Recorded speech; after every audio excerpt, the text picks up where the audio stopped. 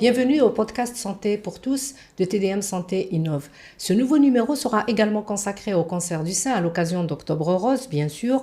Cette fois-ci, nous allons traiter un peu la question en allant du dépistage jusqu'au traitement. Pour la 15e année, Octobre Rose, cette campagne mondiale de lutte contre le cancer et d'information et de sensibilisation est organisée en Algérie. Cette année, le coup d'envoi a été donné à partir de la wilaya de Médéa par le ministre de la Santé Abdelhak Seihi, où il avait annoncé l'acquisition de nouveaux centres de lutte contre le cancer et les équipements pour le traitement des cancers, notamment les matériels de radiothérapie, les accélérateurs.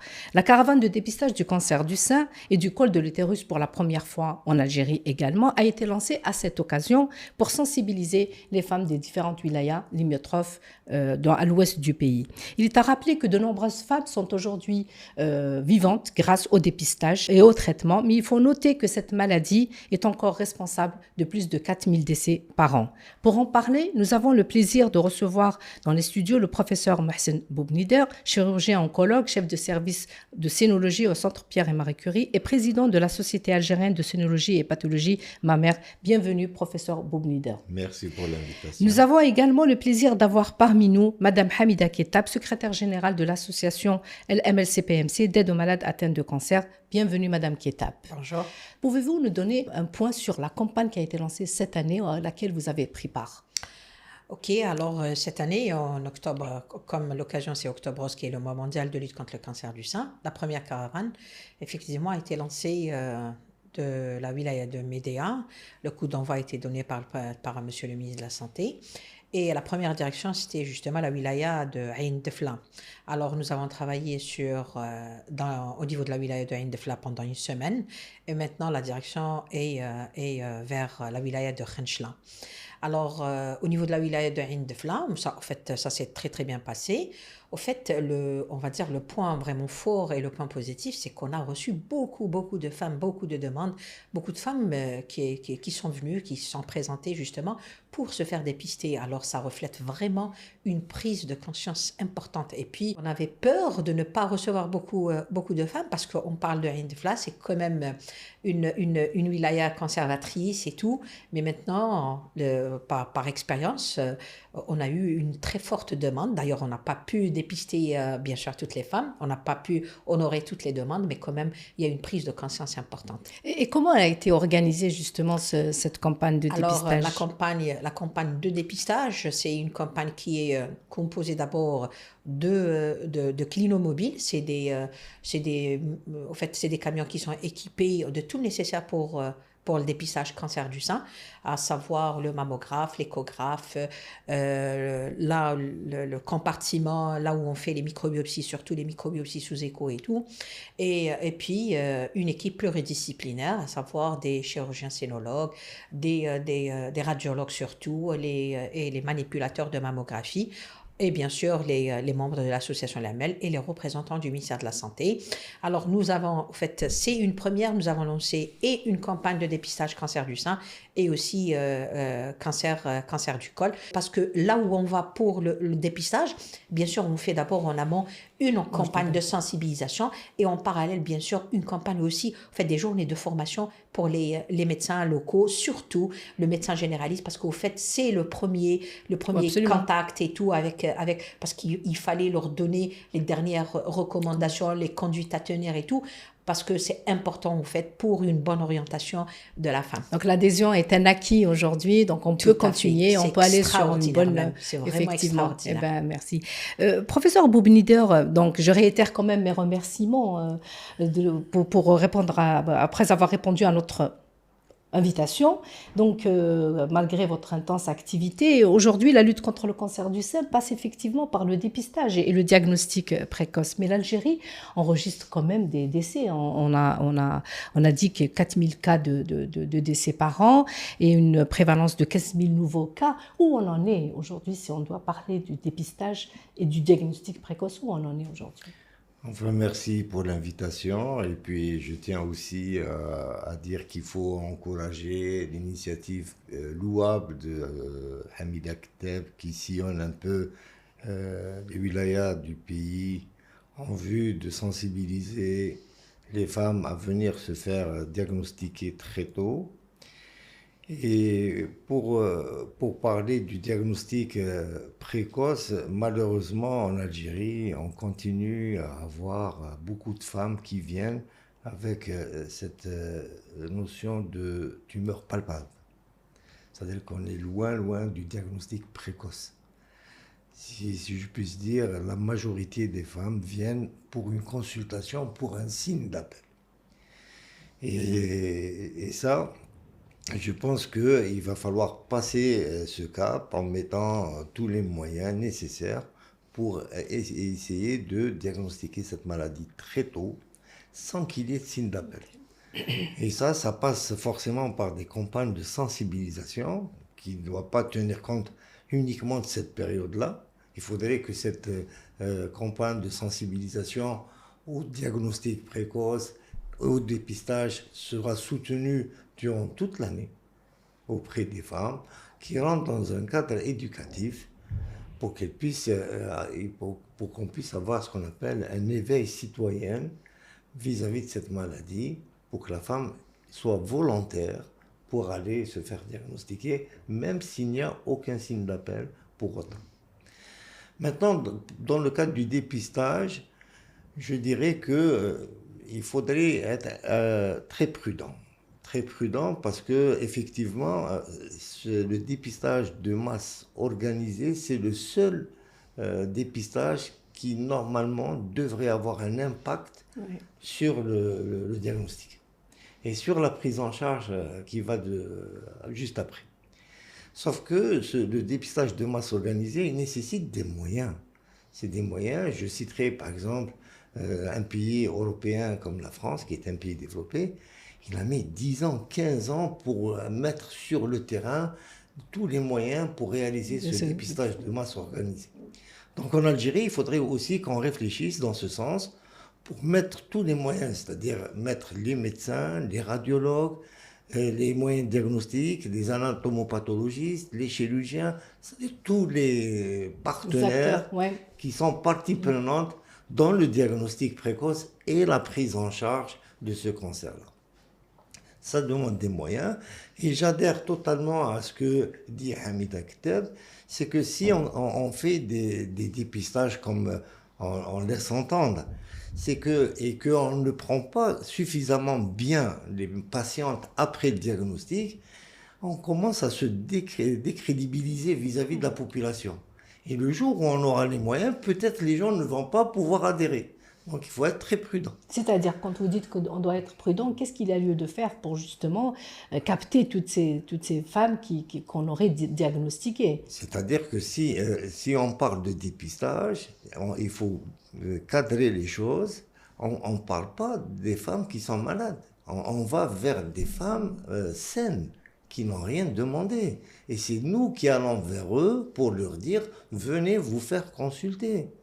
C'est des femmes qui sont en bonne santé, qui jouissent de toutes leurs activités, et que c'est nous qui faisons cette démarche pour aller les solliciter à venir faire un examen clinique et une mammographie en vue de trouver quelque chose, disons, latent. Mais une fois que le diagnostic est posé, il faudrait aussi s'assurer d'une prise en charge optimale. Il faudrait que la femme puisse être canalisée vers des circuits de soins qui puissent l'intégrer du début jusqu'à la fin. Et ça, je pense qu'il faut mettre tous les moyens avant d'aller sur une campagne de dépistage de masse organisée. Il faut faire un recensement de tous les outils que l'État dispose pour les mettre à la disposition du citoyen en vue de réaliser cette campagne de masse organisée auprès de toute la population algérienne qu'il va falloir estimer, c'est-à-dire on va cibler combien de femmes qui vont être concernées par ce dépistage. Bien sûr, il faut avoir des chiffres. Quelle est la tranche d'âge qui est concernée? Quels sont les moyens techniques qu'il faut mettre sur le terrain en vue d'asseoir à cette demande? Et quels sont les circuits éventuellement qu'il va falloir établir en cas où il y a un diagnostic qui est posé et qui puissent être optimisés. Professeur Bobnider, pour la tranche d'âge, si j'ai bien compris, on l'a déjà fixé dans notre pays, que ce n'est pas la même chose qu'ailleurs dans le monde. Je pense que Hamida aussi, on en a parlé, vous aussi. C'est quoi la tranche d'âge pour pouvoir aller vers un dépistage organisé Alors, du cancer du sein? si je me réfère aux chiffres de l'Institut national de santé publique, l'âge moyen et médian en Algérie, il est de 47 ans. C'est-à-dire qu'on diagnostique le cancer à cet âge-là, c'est le premier pic, avec une incidence quand même qui est, pour le registre d'Alger, de 93 pour 100 000 habitants. Donc c'est le premier pic donc si on veut faire le dépistage, il faudrait probablement anticiper les choses. Il est clairement établi qu'une cellule dégénère, pour qu'elle devienne perceptible, il y a une période de 8 ans. Donc il faudrait probablement anticiper et descendre aux alentours de 40 ans pour dire aux femmes, même si vous êtes bien, en bonne santé, n'hésitez pas à venir vous faire consulter et faire une mammographie. Et n'ayez pas crainte de faire ça, c'est le seul moyen d'espérer des traitements et des guérisons vis-à-vis de ce cancer. Oui. Madame Kitab, justement, vous êtes à votre 15e campagne, peut-être un peu plus, parce que vous avez multiplié durant les années des campagnes de sensibilisation, d'information et de dépistage. Quelles sont justement les conditions que vous fixez lorsque vous êtes dans une wilaya ou dans un village pour pouvoir ramener ces femmes? Quelles sont les femmes qui sont bien sûr éligibles à ce dépistage? Est-ce que vous respectez justement ces recommandations des spécialistes? En fait, l'association, c'est une des partenaires justement du dépistage. C'est pas l'association en fait qui organise le dépistage. Nous, on assure un peu tout ce qui est la logistique, la sensibilisation des femmes, l'invitation, en fait tout ça. Mais bien sûr, on le fait bien sûr en conjointe collaboration avec le ministère de la Santé, bien sûr. Et aussi, il y a un comité scientifique qui gère l'opération. Alors, le comité scientifique, il y a bien sûr le chirurgien, le radiologue, la naphate et tout, et l'oncologue. Au fait, c'est toute cette équipe pluridisciplinaire qui est justement en fait, les responsables justement de tout ce qui est on va dire le côté médical, scientifique et tout. Alors les recommandations ils sont bien claires. D'ailleurs, on a un comité dépistage cancer du sein qui est présidé par le professeur Salahdine Bendib dans le cadre du plan cancer et tout. Il a été clairement justement décidé au sein du comité dans le cadre du plan cancer que le dépistage commence à partir de 40 ans pour bien sûr les femmes qui n'ont pas d'antécédents dans la famille et on le fait à chaque fois, chaque 2 ans et tout. Bien sûr qu'on fait, nous on respecte tout ça, d'ailleurs c'est le comité, on respecte tout ça, on applique toutes ces recommandations et tout, et c'est un dépistage dans les règles de l'art. D'ailleurs, on fait l'interrogatoire, l'examen clinique il est fait par des médecins spécialistes, des sénologues qui ont été formés justement, parce que c'est pas n'importe quel médecin qui peut faire un examen clinique, parce que au fait, comme l'a bien dit le professeur Bobnider, là, on est dans le cadre d'un dépistage, ça veut dire que c'est des femmes qui sont saines. Alors, quand elle est saine, il n'y a pas de masse palpable et tout. Et là, on est en train vraiment d'essayer de retrouver ce qu'on appelle des microcalcifications. Maintenant, là, c'est pour ça d'ailleurs, le radiologue formé est très important parce qu'on est obligé de faire une mammographie. Et pour ne pas passer à côté de quelque chose, la mammographie doit être lue par 2 radiologues. Un premier radiologue, Liken, normalement, il a fait plus de 500 mammographies. Un deuxième lecteur qui a fait plus de 1000 mammographies. Bien sûr, quand il y a des discordances, il y a un troisième radiologue en fait, le troisième lecteur qui intervient, qui a fait plus de 2000 mammographies. Au fait, tout ça d'ailleurs est respecté. Et puis d'ailleurs, en fait, toutes ces campagnes nous ont permis justement de former ces lecteurs. Parce que vous savez, nous, quand on fait par exemple une campagne de dépistage, où on reste par exemple, des fois c'est 1 semaine, et quand c'est vraiment des régions éloignées, on reste minimum 15 jours. Alors, on fait minimum 300 femmes par mission. Alors, vous imaginez, par exemple, au bout de la 2e mission, déjà, le radiologue qui est avec nous, il est déjà premier lecteur. Et au bout de la 2e, il est déjà 2e lecteur parce qu'il a fait déjà plus de 1000 mammographies. Vous savez, alors, au fait, nous avons lancé justement un des objectifs de ces campagnes par main mobile, déjà pour voir l'adhésion, pour voir les points forts, les points faibles, pour justement se focaliser sur un point très important, c'est la formation de l'équipe médicale, à savoir le médecin généraliste. D'ailleurs, le professeur Bobnider va en parler. Il faut former justement ces médecins généralistes à la scénologie, c'est très important. Et puis voir un peu ce qu'il faut mettre comme équipement, en fait tout ça pour pouvoir plutôt plutôt pouvoir mettre en place un programme national et dupliquer tout ça justement pour aller vers effectivement pour aller vers un dépistage organisé. Donc finalement, on a tous les ingrédients aujourd'hui. Nous avons tout ce qu'il faut pour pouvoir le mener. Il suffit juste de mettre une organisation. Donc c'est ce que vous voulez. Organisation et créer les unités de dépistage. Tout à fait. Oui, professeur Boubnider. Je reviens vers toi. Je vais abonder dans le même sens. Effectivement, il faut former les médecins généralistes en scénologie parce que avant d'aller faire une mammographie, il faut quand même passer par un examen clinique. Ensuite, c'est le médecin qui décide si la patiente ou la citoyenne est éligible à un dépistage selon ces critères. Maintenant, on voit à peu près des mammographies qui se font un peu à droite et à gauche. D'abord, il faut recenser, le dépistage est une affaire exclusive des radiologues. Parce qu'on voit sur des images subtiles, des microcales, c'est des mammographies qu'il faut lire, relire et contrôler.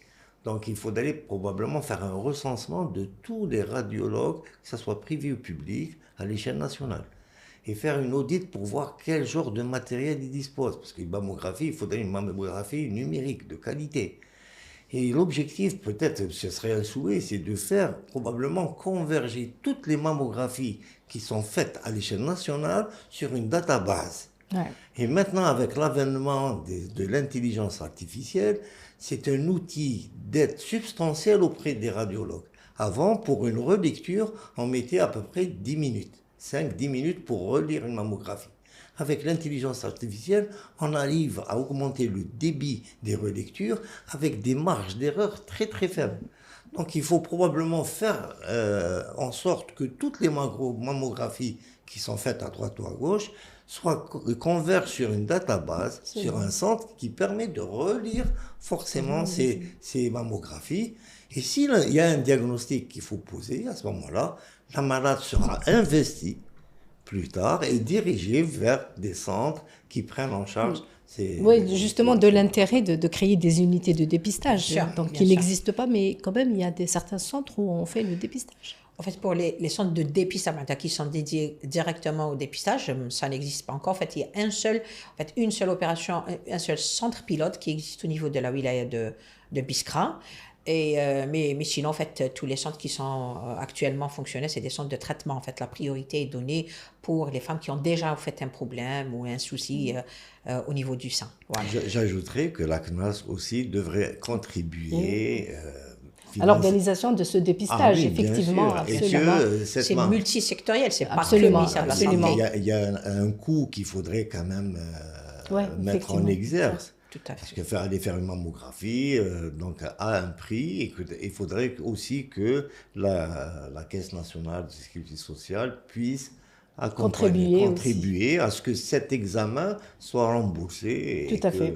D'autant plus qu'il y a beaucoup d'examens qui sont faits dans le privé aussi. Forcément, on en parle, il y a beaucoup de radiologues qui sont dans le privé et il ne faut pas les exclure puisqu'ils ont les outils, ils ont les aussi moyens les moyens d'exploration. Il faudrait que l'accès à cet examen soit probablement supporté financièrement pour que les femmes puissent aller, que ce soit à l'hôpital ou dans un secteur lucratif, faire sa mammographie en toute sécurité. À la seule condition, c'est que ces mammographies puissent être relues éventuellement par un comité de radiologues experts dans le domaine du diagnostic précoce. Très bien. Professeur Boubnider, justement, maintenant, on arrive, une fois qu'on aurait diagnostiqué ce cancer, on dit que le cancer du sein, particulièrement en Algérie, vous avez expliqué, la médiane, c'est 47 ans, et notamment, on ne parle pas d'un seul cancer du sein, on parle des cancers du sein. Quels sont ces types de cancers du sein ? Les types de cancers du sein, de façon unanime et universelle, ils sont classés en fonction de leur profil histologique, parce qu'on a les canalaires, on a les lobulaires et on a l'in situ. Ensuite, pour l'infiltrant, il est subdivisé en lui-même en fonction du profil immunohistochimique de la lésion, et on arrive à subdiviser ce cancer en 4 catégories. Vous avez le luminal A, le luminal B, vous avez les cancers HEL de 3 croix et vous avez les cancers triple négatifs. Voilà à peu près les 4 catégories de cancers qui se présentent à nous. Et en termes de fréquence, c'est les luminales qui sont les plus fréquents, puisqu'ils représentent plus de 70% des cancers en Algérie. Vous avez ensuite les cancers HER2, 3 croix. Et en dernière position, c'est les cancers triple négatifs. C'est des cancers qu'on considère virulents. Plus agressifs. Plus agressifs, non pas par leur fréquence, c'est par leur agressivité et le peu de moyens thérapeutiques qu'on a à leur proposer. C'est ça. C'est ce qui fait que c'est un cancer qui touche malheureusement la femme jeune et qui est agressif et pour lequel il faut vraiment essayer de diagnostiquer très très tôt pour lui donner toutes les chances de guérison. Même le traitement chirurgical ne peut pas venir à bout de ce cancer, alors, même s'il est diagnostiqué précocement. Si vous voulez, de façon unanime, hein, le cancer du sein, c'est un cancer qui se traite par la chirurgie. Quel que soit le profil, qu'il soit luminal ou triple négatif ou HER2, le dénominateur commun du traitement, c'est le traitement chirurgical. Maintenant, pour les autres cancers, que ce soit le HER2 ou le triple négatif, on préfère commencer par une chimiothérapie. D'accord, on est du vent. On commence par... Ensuite, dès que la patiente termine sa sécure de chimiothérapie, on met la chirurgie juste derrière pour essayer de contrôler localement la maladie. On met de la chimiothérapie pour essayer de contrôler la maladie de façon systémique. Ensuite, dès qu'il y a ce contrôle-là, on revient à la chirurgie, on traite le cancer du sein et ensuite on le consolide par une radiothérapie. Voilà à peu près les 3 étapes qui sont de façon admises dans les cancers HER2 ou triple négatif. Oui. Hamida, elle pourra éventuellement nous expliquer comment vous expliquez aux femmes toute cette panoplie de formes qui sont là, que nous a cité professeur Boubnider. Dans quel langage vous leur expliquez la gravité ou non-gravité de la maladie et comment ces femmes, justement, parce que quand vous dites vous avez un cancer du sein, pour elles, c'est la mort, c'est la chimiothérapie, c'est perdre ses cheveux, c'est avoir des problèmes autres aussi. Et comment vous, en tant qu'association, vous appréhendez la question et comment vous transmettez tout ça, tout ce qu'il nous a expliqué professeur Boubnider, à ses patientes? Bien sûr, avec un langage très simple pour bien expliquer à la patiente. Parce que, vous savez, en fait, globalement, pour les femmes, là, pour les patientes en général, quand vous dites un cancer du sein, pour elles, c'est un seul cancer du sein. Voilà. Alors, des fois, elles se posent la question, pourquoi moi, j'ai subi d'abord une chimiothérapie, après une chirurgie? Est-ce que c'est plus grave? Enfin, mon cas est plus grave que l'autre, que sa collègue. En fait, ils ne savent pas réellement, en fait, ils ne connaissent pas un peu les détails de la maladie. On essaie de leur expliquer qu'il n'y a pas un cancer du sein, mais plutôt des cancers du sein. Mais quand même, on essaie de leur expliquer simplement, mais avec beaucoup d'espoir, parce que même pour les formes les plus agressives, à savoir les triples négatives par exemple, maintenant, il y a des traitements qui sont Justement, proposés. ce sera la question Voilà, qu'on va aborder. Des traitements, oui. Et ça nous donne quand même, ça nous permet justement de parler avec espoir et de rassurer les femmes, parce qu'au fait, c'est en lui-même, en fait, le cancer, il est agressif, mais il y a quelques années, on n'avait pas justement de traitement, on pouvait pas vraiment pallier justement ou faire face justement en termes de thérapie à ces cancers. Mais maintenant, quand même, il y a des traitements innovants, il y a des médicaments, il y a des produits vraiment innovants qui peuvent justement prendre en charge ces triples négatifs et c'est très bien, en fait, c'est vraiment quelque chose. C'est le cas aussi, mais pour les autres formes de cancer. Voilà, en parlant des formes les plus agressives. Les plus agressives, parce que c'est là où on perd un peu espoir, sinon, on se dit, est-ce que vraiment on peut être guéri, est-ce qu'on peut effectivement avoir une rémission? Je suis d'accord, mais je voudrais ajouter une chose. Il y a un partenaire qui est quand même assez, disons, représenté, c'est les psychologues, les psycho-oncologues. Le dispositif d'annonce, c'est quelque chose qu'il faut prendre avec beaucoup de professionnalisme. Tout à fait, tout à fait. Annoncer un cancer, quelle que soit sa gravité, à une patiente, c'est la mettre en situation de détresse et de dépression instantanée. Oui, tout s'écroule. Tout s'écroule. Ouais.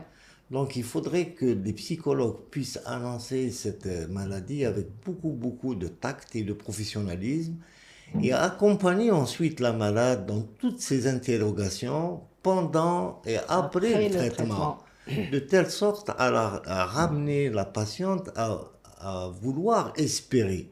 Oui.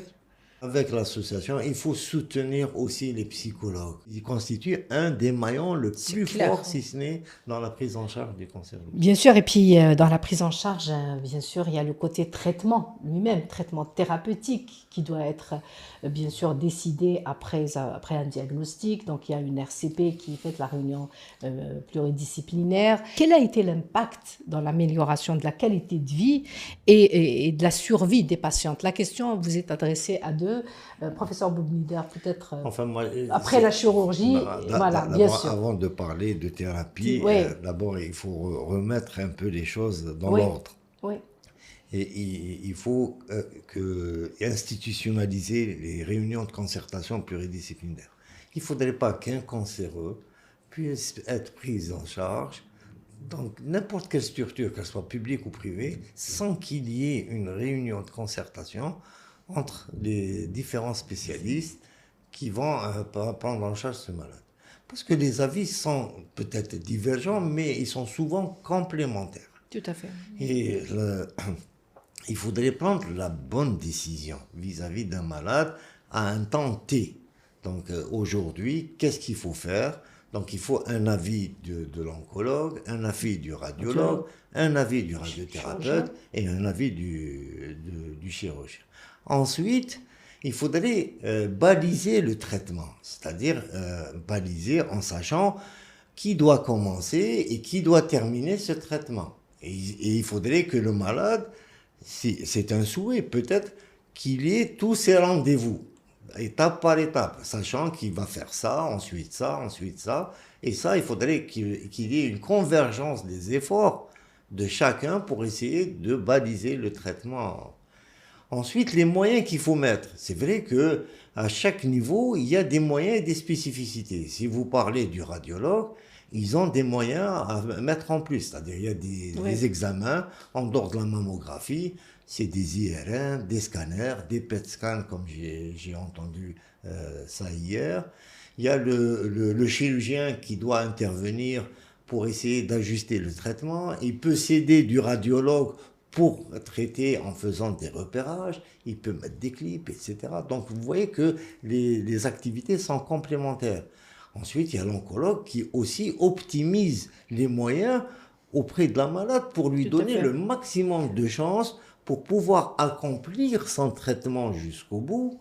Et à ce moment-là, lui donner les possibilités d'être suivi régulièrement sur une période qui, il faut le dire, un malade qui est touché ou une patiente qui est touchée par un cancer du sein, son pronostic n'est pas engagé dans l'immédiat. On parle maintenant d'un pronostic qui est engagé à moyen terme et à long terme. Donc on a le temps d'espérer, de revoir la situation et lui donner l'espoir de revivre et d'intégrer la société. Oui, mais juste par rapport à ça, effectivement, vous avez fait allusion à cette chaîne, ces maillons de la chaîne, de la prise en charge de manière générale. Et là, quand on doit améliorer la qualité de vie, vous l'avez bien expliqué, c'est pas seulement le thérapeutique, directement médicamenteux. Il y a aussi la place de la chirurgie. Aujourd'hui, les cas que vous opérez, justement, est-ce que c'est des cas où on peut parler d'un pronostic, d'un bon ou un mauvais pronostic? Je vais vous dire sincèrement. Maintenant, si vous parlez, nous, on opère à peu près, disons, 1300 cancers du sein par an. C'est un centre à vocation nationale. Et puis, nous couvrons plus de 70% du registre d'Alger. Donc, si nous sommes à peu près à 65% de mastectomie. Donc, nous sommes à 35% de traitement conservateur. Mais le 35% de traitement conservateur n'est pas l'effort du patient seulement. C'est l'effort des spécialistes aussi. Parce que si on arrive à avoir du traitement conservateur, c'est parce qu'une partie, la patiente, elle a consulté très tôt. Il y a une partie où on doit faire de la chimio pour rendre les possibilités du traitement conservateur. Il y a une autre partie où les radiologues nous accompagnent pour pouvoir asseoir cette possibilité. Parce qu'ils nous aident. Ils nous mettent des arpents, ils nous mettent des mammographies de contrôle, etc. Donc, c'est des partenaires qui sont partie prenante pour essayer, disons, d'élargir les indications du traitement conservateur, qui, j'espère, si, sincèrement, pour un pays comme le nôtre, si on arrive à avoir un pourcentage de 50-50 en Algérie dans les années à venir, disons, c'est quelque chose d'assez appréciable. Je pourrais dire qu'une malade sur deux pourrait conserver le sein. Ça, on pourrait le dire peut-être dans les années à venir. Et ça, c'est quelque chose qu'il faut pas très important. Oui, ça veut dire qu'on ne peut pas faire l'un sans l'autre. C'est-à-dire que c'est finalement en multidisciplinarité et c'est très important. Je reviens toujours au traitement, que ce soit de la chirurgie ou notamment les thérapies innovantes qui ont quand même révolutionné la prise en charge du cancer. Ça, c'est mondial, ce n'est pas seulement chez nous. L'Algérie a quand même fait des efforts incommensurables en termes d'investissement. L'impact réel, est-ce que vous l'avez vu, vous, chez des femmes que vous avez accompagnées dès le diagnostic à ce jour? Que ce soit la chirurgie ou les thérapies. Oui, en fait, toute cette panoplie de traitements et tout a permis d'ailleurs, comme vous l'avez bien dit, dans le monde, de changer la réalité du cancer du sein. D'ailleurs, l'OMS aujourd'hui l'a reclassé et on parle même de guérison dans certains cancers et on parle d'emblée d'une maladie chronique. Oui. Voilà, d'une maladie chronique. Et puis tous ces traitements et le rôle qui ont permis justement de le reclasser comme...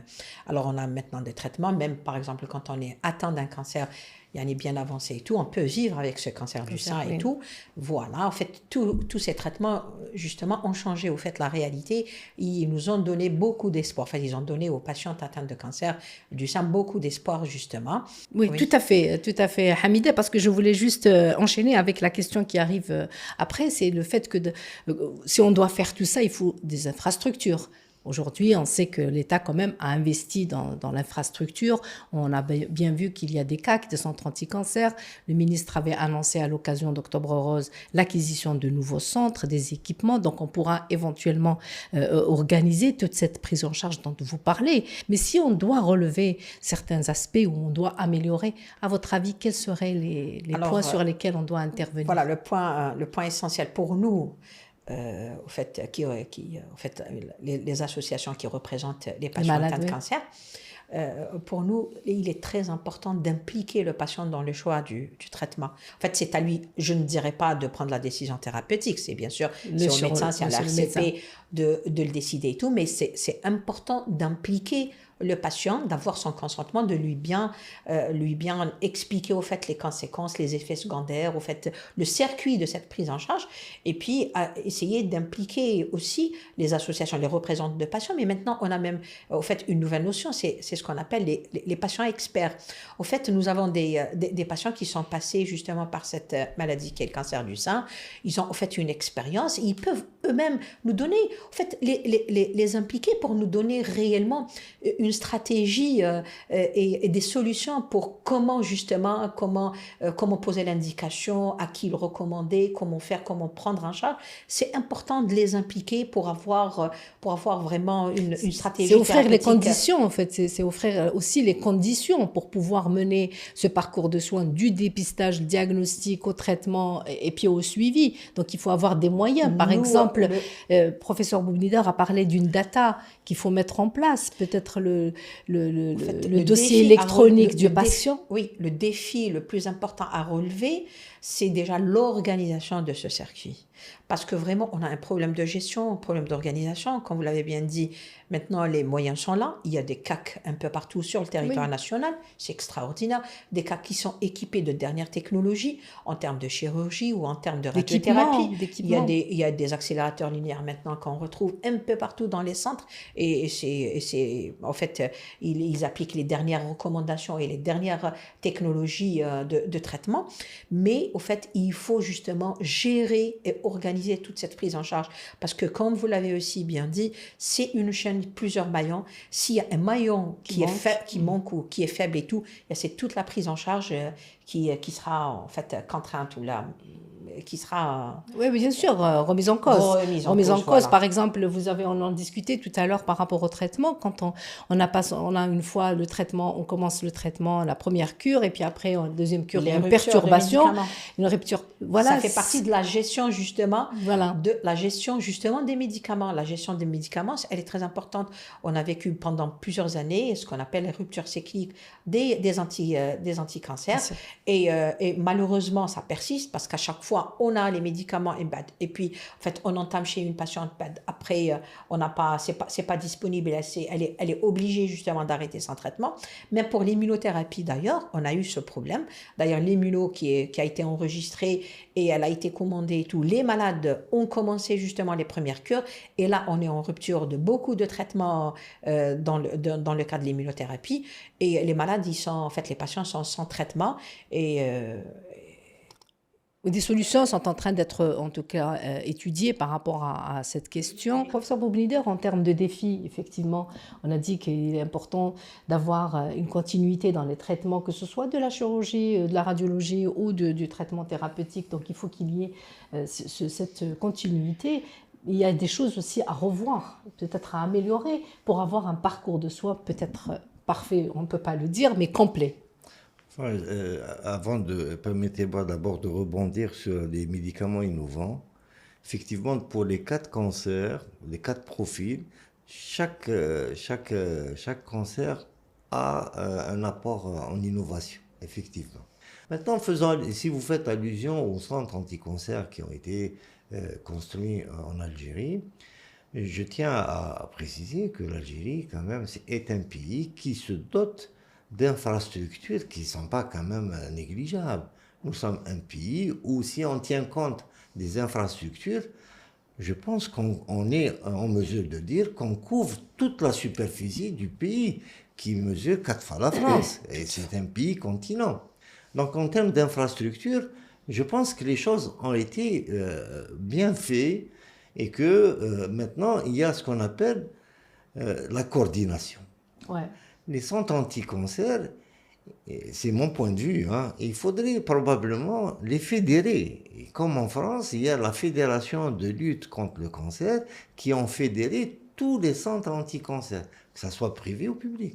Donc il est temps de fédérer les centres anti-cancer et donner un statut particulier à l'oncologue. C'est-à-dire que quand je dis l'oncologue, ce n'est pas celui qui prescrit les médicaments. Tous les gens qui s'investissent dans le traitement du cancer. Absolument. Parce que d'abord, c'est un choix de carrière. Les gens qui s'investissent en cancérologie, c'est des médecins qui... Absolument. Ah oui, c'est des médecins qui donnent beaucoup d'abnégation.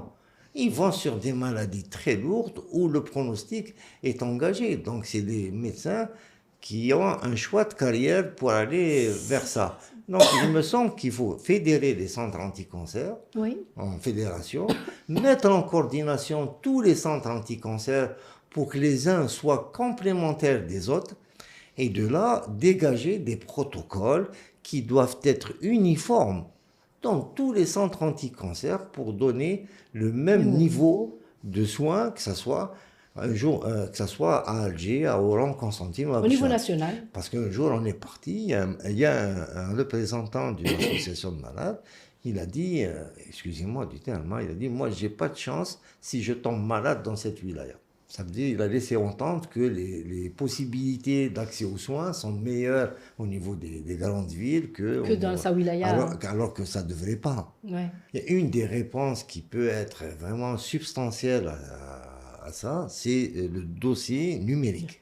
Électronique du patient. Ah oui, il faudrait créer le dossier du patient. Il est en cours, d'élaboration par le ministère de la Santé. Et j'espère qu'il sera mis sur le terrain, mais c'est une des façons qui permettra probablement de répondre et de mettre en exergue toutes les lacunes au niveau du circuit du patient, parce que tout est notifié et consultable. Donc le dossier, il faudrait qu'il soit disponible et qu'un malade, s'il vient de Béchar vers Alger avec son dossier, on sait pertinemment qu'est-ce qu'il a eu, qu'est-ce qu'il n'a pas eu, qu'est-ce qu'on pourrait corriger. Donc ça, c'est une des réponses qu'il faudrait les mettre en application. Si on, Deuxième chose, Oui. les centres anti-cancer. C'est un support, c'est un secteur régalien. C'est l'État qui supporte ça.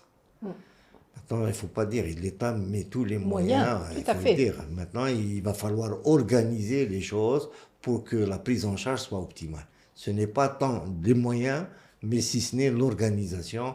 Et il faut réfléchir à organiser ces centres pour qu'ils puissent travailler ensemble, en collaboration, en complémentarité.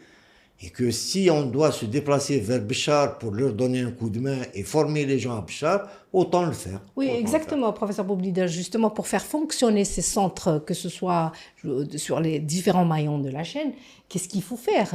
Vous avez cité l'exemple du dossier électronique du patient. Vous avez parlé tout à l'heure de la formation.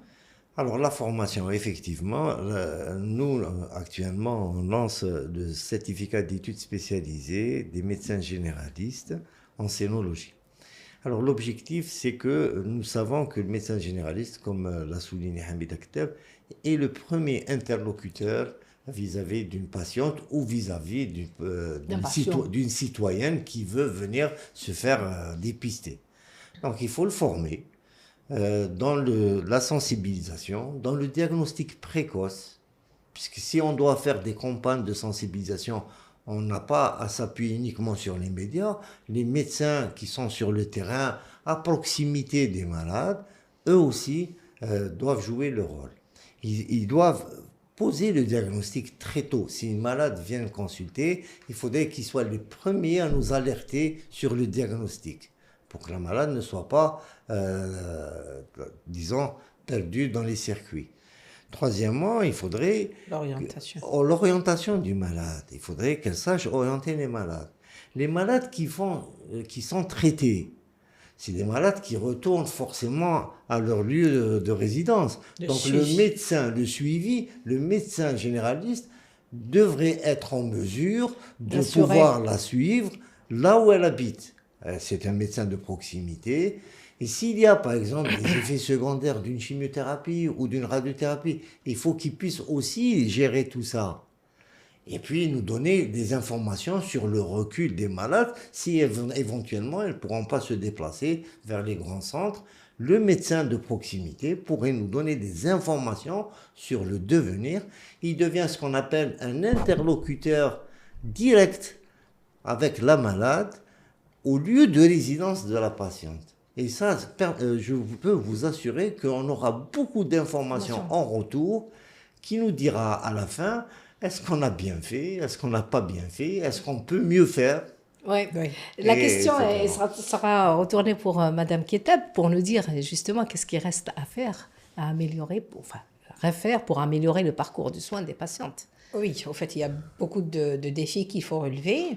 En fait, notre but, notre objectif principal est d'assurer justement cette équité, égalité à l'accès aux soins à toutes les patientes justement atteintes de cancer du sein. En fait, nous, on parle du sein, c'est pour tous les patients. Oui, mais puisqu'aujourd'hui, on parle du sein, ça, c'est important parce que si réellement on arrive à mettre en place cette numérisation et si on arrive justement à assurer la disponibilité des produits, la formation, elle est là et puis les centres sont là aussi, alors la patiente de Béchar n'aura pas du tout à se déplacer à venir sur Alger et tout. Il y a ce qu'on appelle la IRCP, on peut faire même en ligne des RCP, on peut consulter, prendre des décisions thérapeutiques et tout. Et puis il y a ce qu'on appelle le consensus thérapeutique, il est important pour appliquer au fait le même protocole. La patiente qui est sur Alger, elle est traitée de la même façon que celle qui est à Oran ou à Béchar ou à Tébessa ou à Adrar et tout. Il faut avoir, et là on a fait quand même, il y a des pas géants qui sont faits dans ce sens. D'ailleurs, il y a maintenant, pour certaines pathologies cancéreuses, il y a un consensus qui a été, il y a un consensus thérapeutique qui a été posé et tout. Et j'espère qu'il sera, en fait, le plus important, c'est pour officialiser un peu, institutionnaliser au fait toutes ces décisions. Des initiatives ont été prises par le ministère de la Santé, notamment pour tout ce qui est radiothérapie, notamment pour les rendez-vous, même si à Alger, par exemple, serait un peu trop chargé, donc on pouvait envoyer ces patientes, les faire dans d'autres wilayas. Oui. Où on en est aujourd'hui? En fait, pour la plateforme, vous parlez de la plateforme de la radiothérapie, bien sûr, c'est une des solutions. En fait, pour essayer de gérer, parce qu'on parlait justement de la gestion, de l'organisation, de la prise en charge, c'est important d'avoir cette plateforme parce qu'elle va nous permettre justement de répartir les patientes atteintes de cancer du sein. Par exemple, la patiente qui est dans l'obligation d'attendre, par exemple, 8 mois ou 1 année pour avoir un rendez-vous de radiothérapie au niveau d'Alger, au niveau en fait du CPMC, elle peut par exemple partir au niveau d'Adrar et faire sa radiothérapie. Alors, par exemple, la patiente, si elle vient au CPMC, elle n'est pas, on ne peut pas lui dire, par exemple, vous habitez, par exemple, il y a une patiente qui habite, par exemple, à Mascara, je ne vais pas lui dire, vous êtes de Mascara, mais il faut voir au niveau d'Oran ou de Sidi Blabès et tout. C'est au CPMC, en accédant à cette plateforme, que je peux orienter et prendre rendez-vous d'emblée à cette patiente au niveau d'Oran, là, ou à Sidi Blabès ou à Béchar. Au fait, je vais voir selon la disponibilité en fait, selon le rendez-vous, le rendez-vous le plus proche et le lieu le plus près à la région de la patiente. La proximité de la patiente. La proximité de la patiente. Et puis, par exemple, pour des patientes qui n'ont pas, en fait, qui n'ont pas les moyens, ou elle n'a pas, par exemple, pour l'hébergement. Pour l'hébergement. Il y a des associations maintenant. Alhamdoulilah, il y a des associations un peu partout. Alors là, au niveau des CAC, par exemple, maintenant, toutes les wilayas, là où il y a un CAC, un centre anti-cancer, il y a des associations qui sont sur place. Ils ont des centres d'hébergement.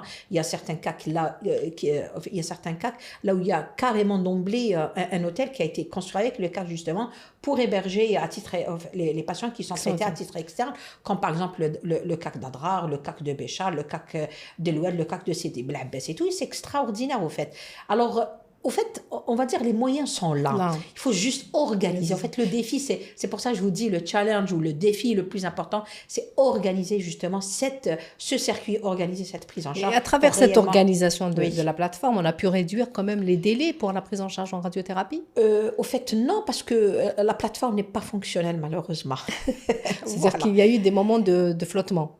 Tout à fait. Au fait, elle n'est pas encore fonctionnelle à 100%, justement, d'où l'intérêt, au fait, l'urgence, justement, de la mettre en place, parce que c'est vraiment une solution, justement, pour réellement donner ce rendez-vous rapide et pouvoir prendre la patiente dans les meilleurs délais, parce que, on répète encore une fois, le facteur temps est important dans la prise en charge du cancer globalement et cancer du sein. Oui, donc vous avez quelque chose à ajouter, professeur Boumediene, je voudrais ajouter une chose. Pour la plateforme, moi, à mon point de vue, c'est que l'Algérie, elle est grande quand même. Il y a 3 grandes régions, l'Est, Centre et l'Ouest et le Sud.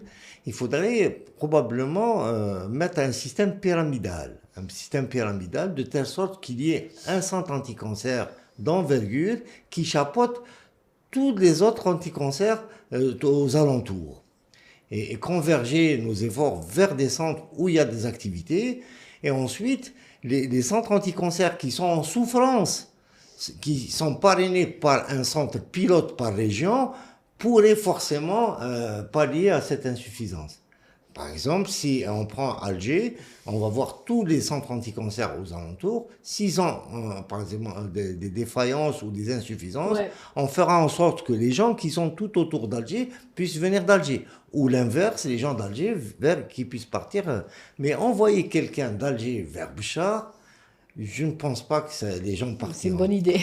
Donc, il faudrait organiser ça par région. Peut-être, oui. Et moi, c'est mon point de vue. Oui, oui. Il faudrait qu'il y ait un centre pilote qui chapeaute tous les autres anti-cancers. Il y a une cartographie. Au fait, quand on parle, professeur Boumediene, quand on parle de solutions, il y a ce qu'on appelle les solutions à court terme, à moyen et à long terme. Ouais. Là, on parle parce qu'on ne peut pas attendre. Par exemple, si la patiente, elle est là, et les accélérateurs, même si elles n'ont pas été répartis d'une façon, au fait, étudiée et tout, mais il faut rentabiliser tout le matériel qui est mis en place. Oui. On a quand même les accélérateurs avec toutes les technologies qui sont fonctionnelles. Qui sont fonctionnelles. Alors, pourquoi la patiente va attendre?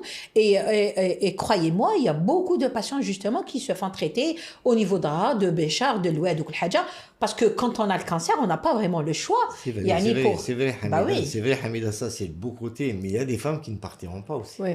Ça, il faut le dire aussi. C'est vrai qu'il y a des femmes qui partent parce qu'ils pensent qu'ils doivent partir. Mais il y a des femmes qui ne partent pas aussi. Mais peut-être à l'avenir, ça aussi, il faut en on parler. pourra peut-être Il y a organiser. il y a autre chose, il y a le secteur privé. Oui. Avant la Oui. radiothérapie, c'était une affaire exclusive des établissements publics. Alors que maintenant, on a des centres privés Donc qui maintenant, travaillent et qui désemplit pas. Donc, il faudrait pouvoir les intégrer. Justement. La radiothérapie, moi je pense, comme Kamel Bouzid Bidkro, il militait pour que l'accès à la radiothérapie soit aussi possible. Bien sûr. Une femme qui doit être traitée, il faudrait qu'elle puisse accéder à un centre de radiothérapie de proximité, Bien sûr. pour peu que l'État et la Caisse nationale de sécurité sociale puissent l'accompagner dans ses soins. Justement, d'ailleurs, c'est ce qu'on a, nous, en tant qu'association, c'est ce qu'on a proposé justement à la CNAS, au ministère du Travail, pour pouvoir au moins minimum prendre les patientes atteintes de cancer du sein. Pas tous les pathologies Pour cancéreuses, mais au moins, premier temps. parce que vous savez, quand elle est, par exemple, on fait l'ablation, en fait, on fait la chirurgie, la chimiothérapie et tout, mais après pour la radiothérapie, vous savez, c'est pas énorme. En termes de séances et tout, ça varie entre 10 et 25, 30 séances maximum et tout. C'est globalement maximum, c'est 300 000 dinars et tout. Vous savez, il y a une prise en charge pour les insuffisants rénaux et tout. La dialyse, elle se fait dans le privé. Le patient, il est pris en charge et pourtant, la dialyse, elle se fait à vie. Alors, il y a pour 10 ou la 20 ou la 30 séances maximum. Par rapport et la femme, elle rentre chez elle et tout, ouais. c'est extraordinaire. Justement, par rapport à la radiothérapie, j'ai lu un article où il y a eu une réduction des séances de radiothérapie avec les nouvelles recommandations. Les nouvelles techniques. On réduirait peut-être le nombre de... Ça, c'est des protocoles. C'est des protocoles, effectivement. Si on doit comparer aussi, si on dit cancer du sein dans les années 2000 et 2024... Pas du tout la même chose. Est-ce que vous pouvez nous dire déjà un mot par rapport à ça? Mais bien sûr. En fait, il y a quelques années, quand on parlait du cancer du sein, c'était le synonyme de la mort, carrément. Il n'y avait pas de prise en charge, il n'y avait pas de sonde, il n'y avait pas de radiothérapie. La chirurgie, c'était d'emblée la mastectomie qui effrayait au fait les mains. Maintenant, on parle de traitement conservateur, de tumorectomie, DGS, oui, on peut éviter même le curage axillaire, on peut éviter les gros bras. Oui. En fait, il y a beaucoup de choses. En fait, c'est vrai. On va pas dire qu'on est arrivé, que tout est blanc, mais quand même on est dans le gris. On n'est plus dans le noir, on n'est pas dans le blanc encore, mais au moins on est dans le gris. On parle en rose du cancer du sein, c'est important quand même. On a avancé. Il y a des pages moi je peux pas parler pour tout le monde. Si vous voulez, je peux parler du service que je dirais. Oui, tout à fait. Effectivement, depuis maintenant quelques années, on s'inscrit sur le plan chirurgical dans ce qu'on appelle la désescalade. C'est une désescalade qui se fait vis-à-vis du creux axillaire, vis-à-vis du traitement conservateur. On essaye de réduire au maximum les mastectomies. On essaye de réduire, mais je parle du service que je dirige. Je ne parle pas au niveau national. C'est ce qui se fait au CPMC. Je n'ai pas la prétention d'être d'étendard de ça. Mais est-ce qu'on a quand même enregistré une amélioration de la prise en charge? Dans le service, oui. Mais ailleurs, non, je ne peux pas vous le dire. D'accord, très bien. Merci, professeur Boubnider. Donc, je ne peux pas me prononcer sur ça. On arrive au terme de ce podcast. Donc, on a quand même essayé de toucher un peu à tout, du dépistage jusqu'au traitement, jusqu'au suivi de la patiente. Si on doit retenir quelques recommandations, donc il est clair qu'il est aujourd'hui important de former davantage, de mettre des moyens. Les moyens existent, nous l'avons dit effectivement. Peut-être améliorer l'organisation pour pouvoir faire fonctionner tous ces moyens qui sont mis en place. On vous remercie d'avoir suivi le podcast Santé pour tous de TDM Santé. Merci.